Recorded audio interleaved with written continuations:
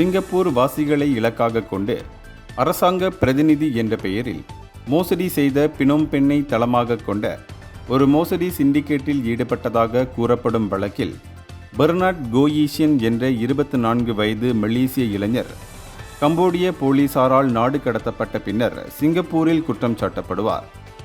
குறைந்தபட்சம் 438 மோசடி வழக்குகளில் ஈடுபட்டு 41 மில்லியன் சிங்கப்பூர் டாலருக்கும் அதிகமான இழப்பை ஏற்படுத்திய வழக்கில் தேடப்பட்டு வரும் 27 சிங்கப்பூர் வாசிகள் மற்றும் 7 மலேசியர்களில் இவரும் ஒருவராவார்.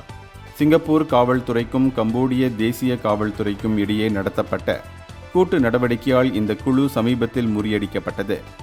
கோயீஷன் சிங்கப்பூரின் திட்டமிடப்பட்ட குற்ற சட்டத்தின் கீழ் குற்றச்சாட்டுகளை எதிர்கொள்கிறார்.